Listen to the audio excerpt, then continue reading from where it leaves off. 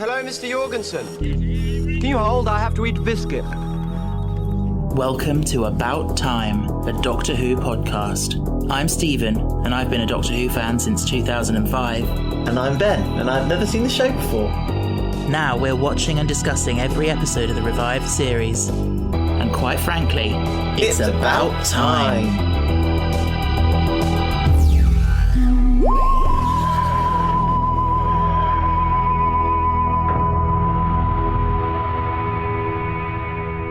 Hello!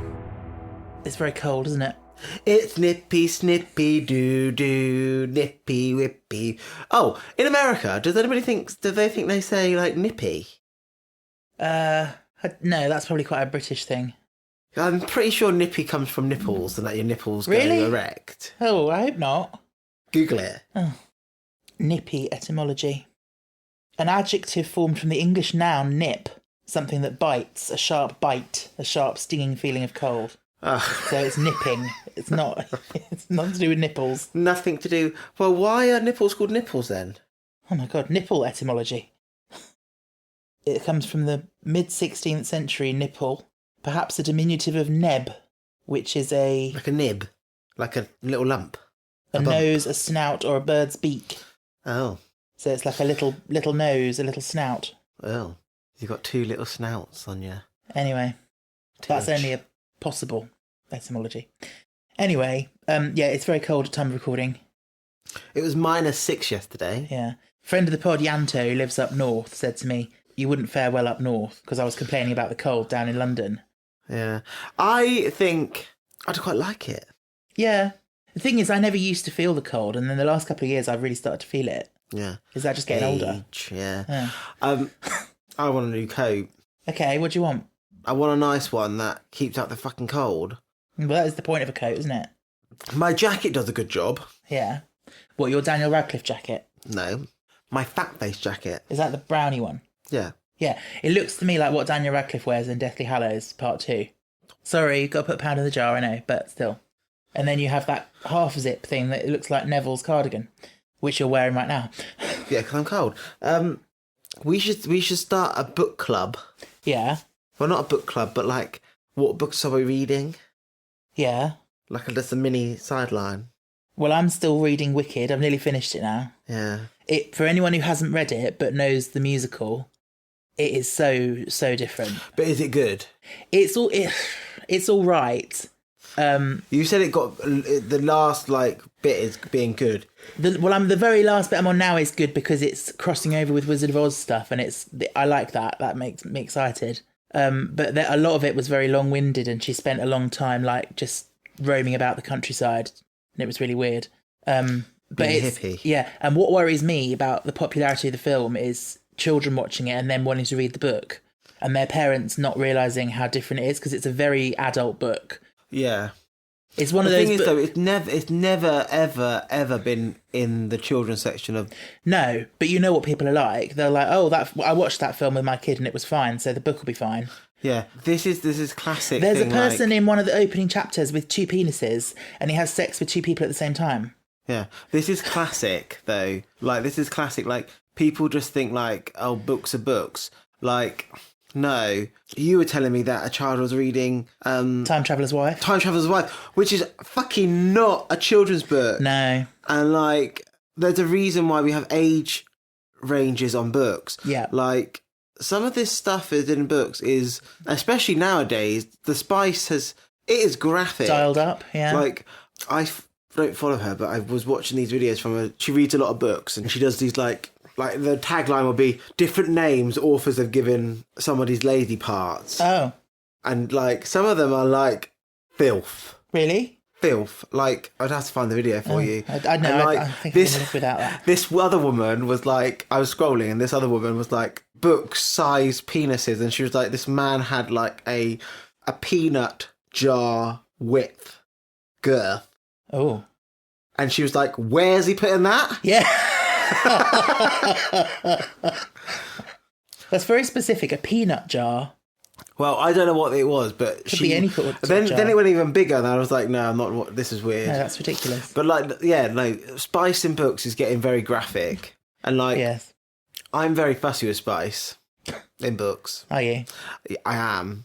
Like, I read a very spicy book a couple of years ago, Yes. and that was... It can make you a bit uncomfortable sometimes when it's too in your face. But it also can make you feel like, I am fucking reading porn. Yeah, when you didn't expect that when you started reading. I am literally reading pornography. Erotica. And, like, it was a gay book. If anybody knows me, they know I like my historical fantasies. You and do, romances like your and all that. historical. And this was, like, set in, like, 17th century, like, Renaissance period. And it was, like, a captain, and he had just lost his wife, and the vicar... The vicar was called Ben, fun fact. And it was very good, but probably about 6 sex scenes in it. Ooh. And it was a very short book, like 300 pages, 350 pages. Yeah, and quite graphic. Yeah, they had sex in a bush. Well, yeah, but that's the location. I mean, was it graphic about what they were doing? They didn't have anal sex until the last one. Okay. And then I remember the captain saying, "Where did you learn that?" Oh, interesting. Yeah, but yeah. Anyhow, what I was going to say about this whole thing of children stumbling into books that are too grown up for them, like it becomes difficult when you've got a child who, you know, their reading age is more mature than they are. Yeah. And you want to give them books that are going to stimulate them. Yeah. Because I had that problem when I was that age. The thing is, though, like, it's fine. Like, certain books are, like, fine. Like, okay, let's say you have a very advanced reader for a 7-year-old. Mm. Okay? The top end of middle grade will be fine for them. They will challenge them. Yeah. Like, I hate to say it, but, like, I'll put a pound in the jar. I think Harry Potter is pushing it for a middle grade. Oh, yeah. I think it is juvenile. Yeah. But her writing style is it's older. Yes. And that's why it can flip between adult and not adult. But then people, like, children, like, let's say, like, a 10-year-old is a really good reader. Mm. And then, like, and you see 10-year-olds, like, reading Twilight. I'm like... Oh, no. Really? Mm. That's got... The last book has a sex scene in it. Mm. Like, the first 3 have very heavy petting... But you haven't read Twilight, have you? No. You should read it. I would love to hear your thoughts. Oh, really? Yeah. I imagine it's really bad. It is. Yeah. Its structure is all over the place. Yeah. She says it came from a dream. Oh. Yeah. Anyway, we've been recording for over 15 minutes and we haven't talked about the episode yet. So. Book podcast. Huh? Book podcast. Yeah. So yeah, today we've watched episode 11. The Lodger, written by Gareth Roberts, who also wrote the Shakespeare Code, which you hated. Started to think I'm not a Gareth Roberts fan. Not a Gareth Roberts fan, no, most people aren't, to be honest, because apart from anything else, he's a shithead. Oh, is he? Yeah, we've talked about this before, I don't need to dredge it up again. Oh, he wrote The Unicorn and the Wasp as well, which was quite good. But, yeah, he's a turf and just a nasty man. Oh. But yeah, he wrote this. It's got James Corden in it. If I'm going to predict that you pretty much hated the episode, but James Corden was the highlight for you. I do like him. I do think he's a weird actor. He is. I do think he's, like, got this style. Like, you can tell when he is trying to act straight. Like, he is straight. Yeah, but I mean, like, straight acting. Yeah. Like, no comedy. I see, yeah, and there was constant comedy shoehorned in, which is not a bad thing. I think it suits this episode. What a load of fucking tosh. So you hated the episode? Do you know what it reminded me of? Go on. Of the Doodle episode. What, Fear Her? Yeah. Okay. I would put this very close to that one. Okay. This episode will be, if we were still ranking it, would be probably just above it. Yeah. I really just didn't like the pacing. I didn't like the characterization. Okay. I felt like it was offbeat. I felt like this will they, won't they kind of thing doesn't suit 45 minutes. It's more of an hour and a half long thing or a series long thing. Like, it just felt off the pace. Like, I felt like the acting was just all over the place. I felt like Sophie was irritating me. I felt like she felt like a wet blanket. I felt like the Doctor was not really himself because he was stranded without the TARDIS. I get that. Yeah. Then the weird fucking thing in the bedroom. I'm like, what in the world are you building there, mate?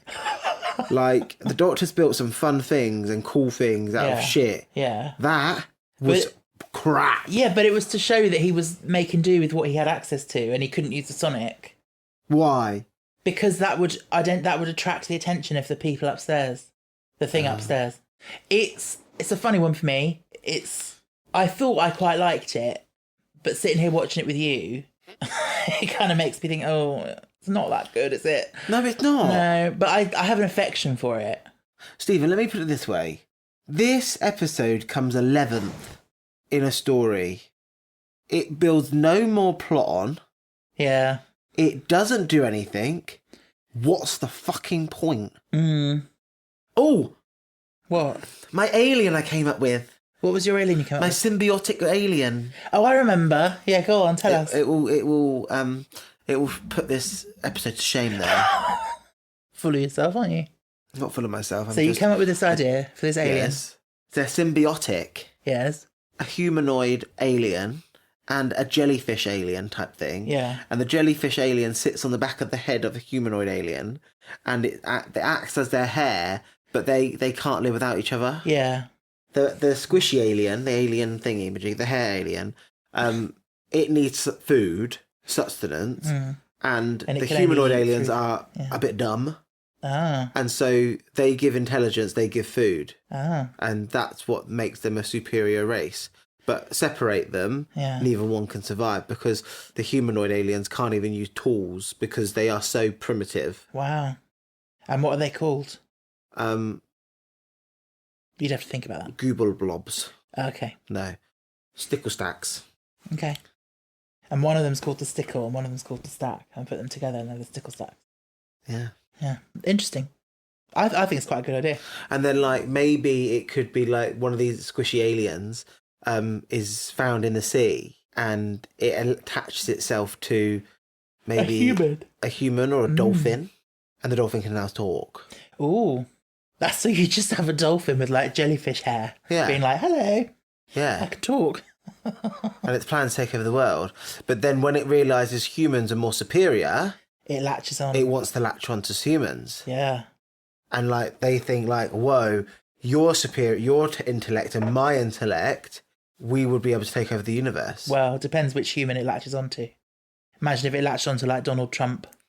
Yeah. Thinking, oh, he's one of the most powerful people in the world. Like, that would be a good person to... And then his stupidity just kills it. Anyway, getting back to the episode. So, yeah, you weren't a fan. No, I wasn't. Not surprised. It's been a running theme this series. You've not adjusted well to the change. I think I would have. If it was written in the style of a Russell T Davies series. Right. Like, more human, more... Russell T Davies is good. He's a very good writer, and he does know how to make entertainment. And for me, yeah, I'm a Tennant fan, and I know. I need that DILF back on my screen. He's now a DILF. I might watch Rivals. Oh, yeah. Anywho. So... Did you think James Corden was good casting for Craig? Yeah, I think anybody could have played him, really. You think anyone? So if someone else had played him, like if I was gonna cast him, I would say he's all right. I would say I actually think Russell Tovey would probably been a better choice. Oh yeah, to play that, like he's quite good at playing that nervous, that quirky kind of male type character. I do like James Corden. I think he did an all right job. Yeah. I just think... Yeah, I mean, it's quite well known. A lot of people despise him and think he ruins everything. Why. Yeah, I don't despise him. I think he's all right. I know he got a little bit annoying when he went to America and got super famous over there. Yeah, but that happens, and so be it. But yeah, it was a bit phoning in. Phoning it in? The best bits were when he was getting headbutted. Yeah, you were laughing at that. That was a good bit. Because he's funny. Because he was good in that bit. Yeah, the way he played, like, all the realizations of, like, you've got a TARDIS. Yeah, that was good. If anybody was going to play Wallace in live action, maybe he should play Wallace. Really? He can't do the voice, though. How do you know? I don't think he can. The How do voice, you know? the voice of Wallace is iconic How do you know? because he's not How do you know? an impressionist. How do you know? I think it's unlikely. How do you know? How do you know? How do you know he can? Because I have faith in him. And I'm just the crusher of James Corden's dream to play Wallace. Yeah. Okay. Who would play Gromit? You? That'd be good because I can't do accents and he doesn't talk. You've got to be a physical performer. Well, let's face it, if it was... Oh my God! Oh my God, calm down. I forgot to tell people the best thing I've been listening to. What have you been listening to? Death Becomes Her, the musical. So tell me, Ernest. It's my favourite song at the moment. It's on repeat. Yeah, Ben's just randomly singing it to me around the house. What have you seen of me? Medically. I lift, I talk, I think, I fuck, but if he doesn't say the fuck bit. I was going to say, what was that? Yeah. I was just trying to mark me. I still haven't watched the film. I need to. Yeah. We should watch it. Anywho. Yeah, no, listen to it and get in contact with Stephen and then he'll tell me if you listen to it. Okay. Because people don't get in contact with me. No. I'm not revealing my face on this live stream. Yeah, we'll work out how we're going to do that. Get your I'll wear a mask. mask. Yeah. Okay. Anywho. So tell me, Ernest, what have you seen of me? Cinematically. Right. And you thought Sophie was a wet weekend? A wet blanket? Yeah, I didn't like her. I think that's just... I don't know. But that's the point. She's supposed to be a bit like... Oh, I don't know. I don't know At the beginning, I thought that was the... You know when people ring to bail you out? Oh, you thought it was a pretend... Yeah, and thing. so she... Yeah. And when she was like grimacing that, oh my God, she knows that he likes her. Oh, yeah, no, I think it really was real, but yeah. Was it booze? Pizza, booze, telly. I love that. What do you think? Pizza, booze, telly? Oh, pizza, booze, telly. Love it, yeah. We had pizza yesterday and we didn't like it. Oh, yeah. I just don't think I'm a pizza person. No. It was stuffed crust. Ugh, I had to take the cheese out. Okay. I don't like my chest stuff. I don't. No, let's not go there. I don't. Anyway. Cheese is Ming. Yeah. I like cheese. Anyway. Yeah, Sophie, I like her. Could you not tell that she was going to be the person that was going to go upstairs? Well, I've seen this a million times before. But could you not tell? I knew that she was going to be... It was going to change and... Yeah. Yeah. Can I just say though, speaking of people going upstairs, you know all those random people that it tried? Yeah. And so the projection was always like, can you help me? And then I always find it weird. They sort of go a bit hypnotic and like they can't understand what they're saying. And they go like, help you? Like they've never heard of the concept of helping someone before.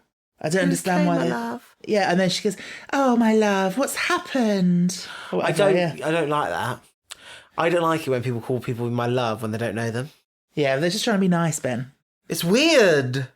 There's different contexts. It's weird. If it's a frightened child, I can understand it. If it's like a man serving a lady in a shop being like, "You're right, love," that's different. God. But yeah, I've always found that a bit weird.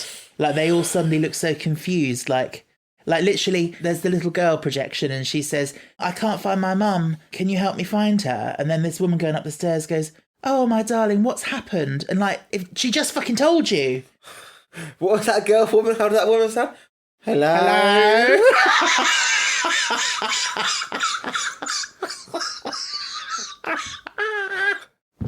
Hello? You okay? Where's your mummy? What child wears dressed like that in the 21st century? You look like you've come out of the Victorian times. Well, she was a hologram. From when? Just saying the hologram got it wrong. So yeah, I'm guessing you just didn't like the concept of the Doctor like having to share a flat and having to pretend to be normal. Yeah, I do. I liked it. Yeah. I just think the whole structure around him could have been, the whole idea around him would have been better. Could have been better, yeah. Like, I think maybe, like, it could have been quite weird. Like, maybe like everybody in this block of flats, like you know when you got old fashioned some flats where it's like 2 on the bottom, 2 up top, and maybe all the families in there are aliens, and like they're all trying to just act normal. The thing is, for me, like I think it works for Matt Smith because if it had been Christopher Eccleston or David Tennant, they're already quite normal compared to Matt Smith. Like I could see them passing for human quite easily. Yeah. Whereas Matt Smith is so sort of quirky and alien. I think that it's funny watching him try to be normal, and it's so, I know I say this every episode, but it's so neurodivergent, relatable. Yeah. Him like, oh, what do normal people do? And that bit when he was like, he popped up his head when they were about to get together, and she was like, "I'll stay for a drink then." He said to Craig, "What does that? Do I have to stay for a drink now? Is that the right thing to do?" Like, that's so like social cues, and yet he's also. He might be oblivious to all that stuff, but he's also incredibly insightful. He sees straight away that they should be together, and he knows how to convince Sophie to follow her dream and all that. And then she goes upstairs. She does, yeah. And touches the ball. That's when she said, "Now we need to ruin our friendship completely," or something. That means have sex? Yeah. Oh. Giggling and rolling over each other on the sofa. Oh, the football bit was not needed. No, do you know? 3 guesses why that's in there. James Corden? No. So before Matt Smith became an actor, He was a footballer. he wanted to be a professional footballer, and he was on track to be a professional footballer, but he had some sort of injury, I think a back injury or something, that basically stopped that. Oh.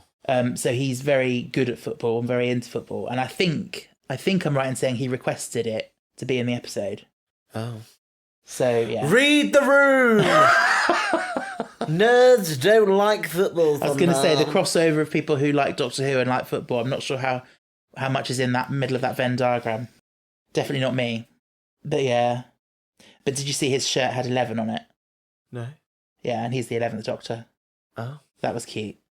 But then Sophie's watching and she just goes, "Oh, that's not bad." Like, you didn't tell me he was gorgeous. oh yeah, he didn't say he was gorgeous. Stephen's eyes were like... That was going to be my next note. So If you want to watch Naked Matt Smith, just go on The Crown. You'll see his bum. or Secret Diary of a Call Girl, I believe. Oh, he's in that. He was as well. in that, yeah. So the shower scene and the scene where he goes running after Craig has lived rent-free in my head since I first watched this when I was 18. Yeah, it's a very special, very, very dear to me, this scene. And the way his hair looks, like all floppy and wet and like all tousled, is just very special to me. Stephen loves twinks. I have said what I've said. But yeah, and then he's like got the towel around his waist, and I swear when he turns around and Sophie's like, "Oh, hello," and he turns around on the stairs, he's like doing it up. So like, did he just flash her? Maybe. Yeah. My other question is, so he runs after Craig, he grabs what he thinks is a Sonic, and it's actually the electric toothbrush. Yeah. Did you see in the little pot in the bathroom, the Sonic was right next to it? Yeah. So what did Craig think that was, that the Doctor had put in the bathroom? Oh, I just thought he put it in there to keep while it he safe was showering. while he's showering. Oh, okay. I thought it was in there all the time. Because I was like, does Craig just think it's the Doctor's sex toy? I'm sorry, but the Doctor would not go anywhere without it. It's too much power. Oh, so it's always in his pocket. It's just because he was showering, it was in the... Yeah, so easy reach. Oh, yeah, that makes sense. Yeah.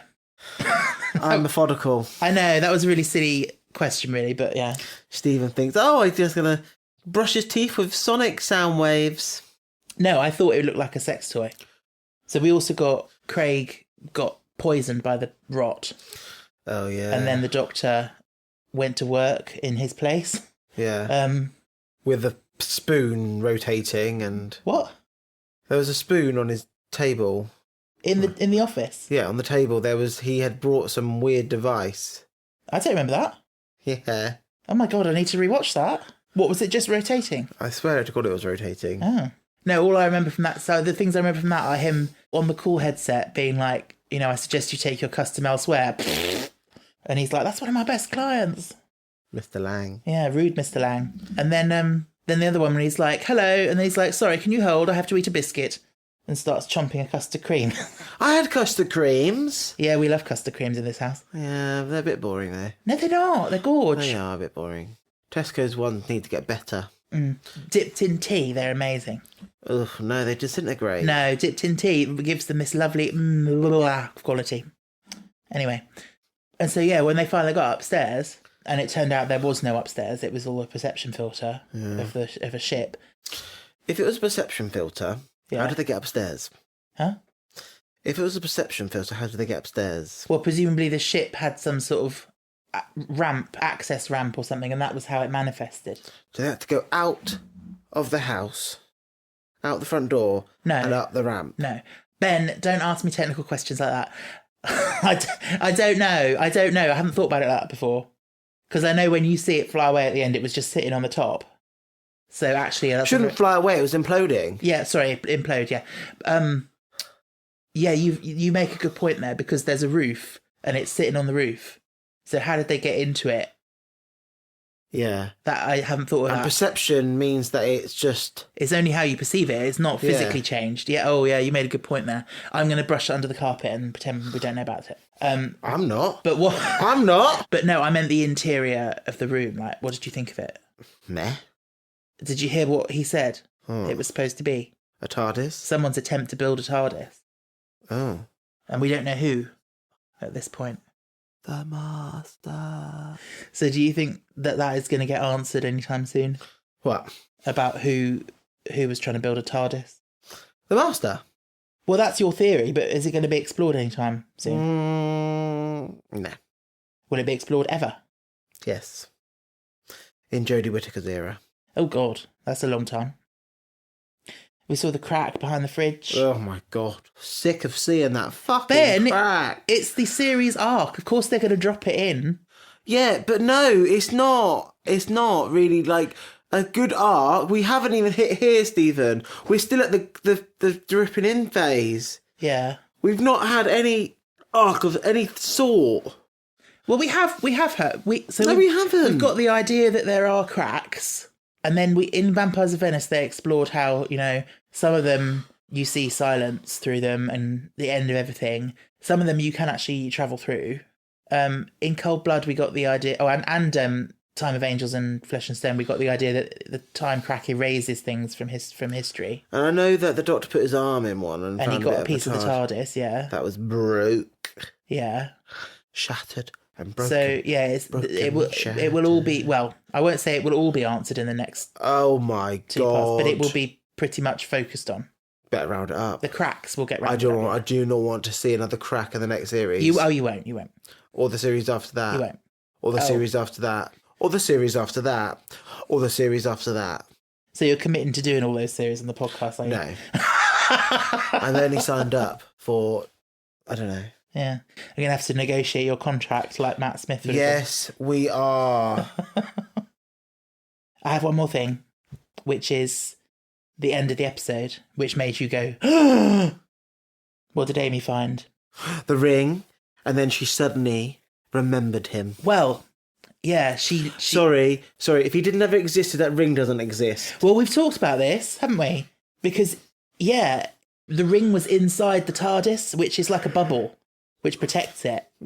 So it would have disappeared if it had been outside the TARDIS. Well, it went out with the TARDIS because with the Doctor. So once it goes out, it should catch up time to the memory. Thing should obviously catch up with that hasn't happened.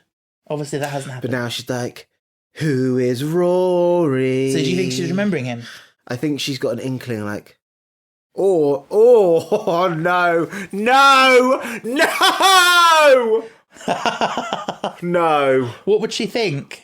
The Doctor's going to propose to her. Well, that would seem logical, wouldn't it? Because all she knows is she's found an engagement ring in the Doctor's pocket. So why would he have that? Yeah. I'm sorry, love. If Rose didn't get an engagement ring, you're certainly not going to get an engagement ring. If Martha didn't get an engagement ring... Oh, Martha was never going to get it. No, the Doctor treated her like she downgraded. Martha downgraded. Mickey. Oh, God, yeah. I do not understand why Mickey and her got together. Yeah, let's not open up that can of worms again. It makes no sense. Makes no sense at all. But yeah, so that's a nice little mini cliffhanger sort of tease for the next episode. The next episode is called The Pandorica Opens, which you may remember River mentioned. I miss River. Is she in this episode? Well, last time we saw her, she said, "You'll see me again quite soon when the Pandorica opens." So I miss her. that might answer your question. Alex Kingston, please, please, please. The BBC need to sign you up to do a spin-off. Yeah. Her adventures as River Song would be fantastic. Yeah, there are Big Finish audios, but No! I've not listened to them. No! Yeah, or a movie. Imagine a movie for cinema release that's just like River Song.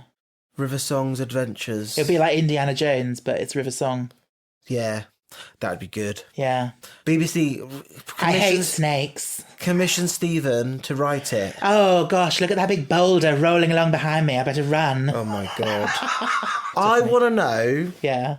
which doctor, which incarnation she married. Well, watch it then and find out. Do we know? Watch it and find out. Do then. you know? Watch it and find out. Do you know? Maybe. I'm Googling it. Don't you dare. I've got to. Ben, Oh my the god. podcast hinges on you finding things She's one of out the best at the appropriate characters. moment. She's one of the best characters. Yes, resist. She's Remember? my Oh my god! fave. Remember when you googled the Toshiko actress and worked out that she died? I was livid. Well, I was. You said you didn't say Google. I couldn't Google. Torchwood. No, let's you not be didn't say I pedantic. couldn't Google the actresses. I didn't Google Come on, the that show. goes without saying, Ben. I didn't Google the show. I Googled her. Goes without saying. Anywho, we're coming to the end of our episode. Oh my god! I can't believe you know who she marries. Oh my god! Does she marry Jodie Whittaker? You have to wait and see.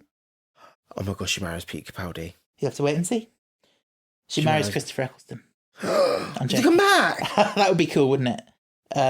Anywho, yeah, we're coming to the end of our episode, and before we finish, I wanted to read out a review that we got because it's been a while since I've looked at the reviews, and I looked on and we had a really nice one.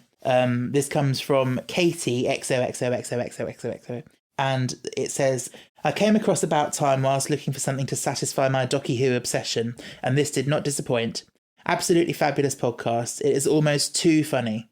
I had to postpone listening to the podcast for about a week into recovery after having a major operation because Stephen and Ben made me laugh so hard it hurt. On a more serious note, it's such a comforting and affirming listen as well, coming from a fellow neurodivergent human. Keep it up." We will try our best. That was so sweet, wasn't it? I hope you're better. I hope she does. She feels better. Yes. Yeah. It just tickled me that she said we were too funny and that if she'd listened, she might have like broken her stitches. Funny? No, You're hilarious, then. I don't think so. Oh, nearly forgot. How many stars are you giving The Lodger? 1.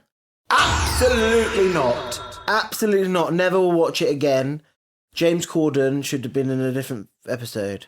Well, I thought he was quite a highlight for you. He's alright. Oh, so you're saying he should have been in a better episode? Yeah. Oh. Should have been an alien. He could have been a better Odorbaloff. Ah. Yeah. Look at me remembering aliens. I know. I'm so impressed. Blech. So there's 1 star for This you. it came up. I am giving it... 1 star. No, I'm going to give it a 3. 3 stars. Anywho. What? Because I know it's not great, but I do have an affection for it. Stephen, this episode can't like you back. You don't have to be nice to it. I like Matt Smith's quirkiness in it, and sorry, it deserves a star just for the shower scene alone. So So what you're saying, you're giving this you're giving 2 stars. You're giving the shower scene 5 stars, and the rest of it brings it down. Oh, so yeah, pretty much, yeah. So yeah, I'll give it 3. God, you're so generous. I know. I'm a Doctor Who fan. I've got to champion my show. Anywho. Patreon, shout outs. Patreon, shout outs. Our new patron is the wonderful Lewis. Hi, Lewis. Hello, Lewis. Hi, Lewis. Thank you so much for supporting us. You're very welcome to the team. I wonder if he gets called Lou. Why?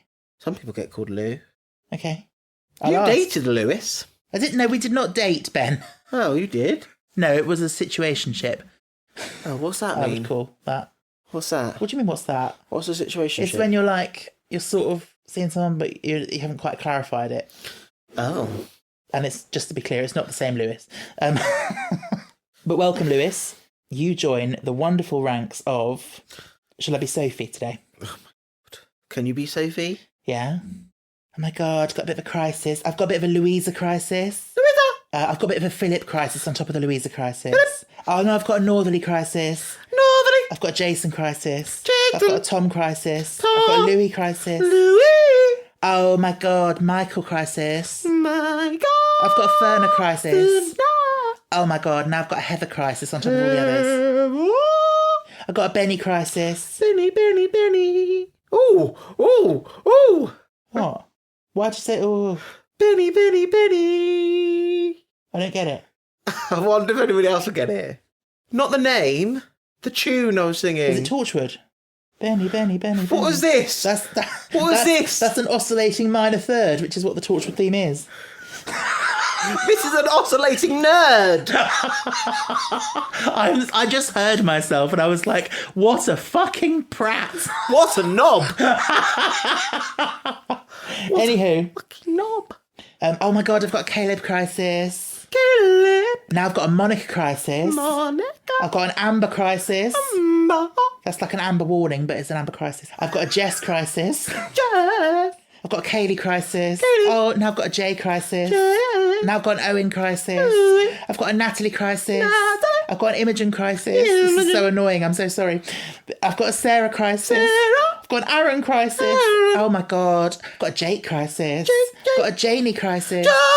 Janie. I've got an Elijah crisis. Elijah. Now I've got a Scott crisis. Scott. And now I've got a Tony crisis. I've got a Nat crisis. No. I've got a Leah crisis. Leah. And now on top of all that, I've now got a Lewis crisis. Lewis.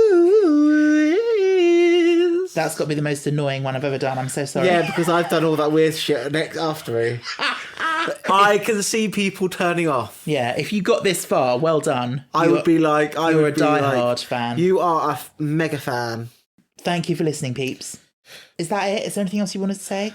Yes, I want to say one more thing. I want to say thank you so much for the Patreon. Yes. I hope you like my singing. I hope to drop my Doctor Who album very soon on Patreon. He laughed, but actually it's going to be a summer project for us. Is it actually? I think it could. I think we should. Well, I could produce it. I could do the music. I think and we you should do the it. vocals. I think we should do it. Bring back that Time Lord rock that they used to do. We'll just be we're going to be called the Any Universe. The Anywho's. Yeah. Yeah. Who else can sing in your life? Who else can sing in my life? I can't sing, but I can sing at the same time. But I can auto-tune you. I'm not that bad sometimes. We will be back next week for the Pandorica Opens, first part of the finale. But until that time... What is the Pandoracle? Well, you'll find out in the episode. I think it's a star system. It's a brand new star system. How can it open? Because it's the star that explodes. It's a big bang. The Big Bang? It's like a big bang in another part of the universe. Very interesting. That is shockwaving through the universe, which is creating cracks through time. Anyway, We'll be back then. Until then. till then, stay cool, stay safe, stay fantastic.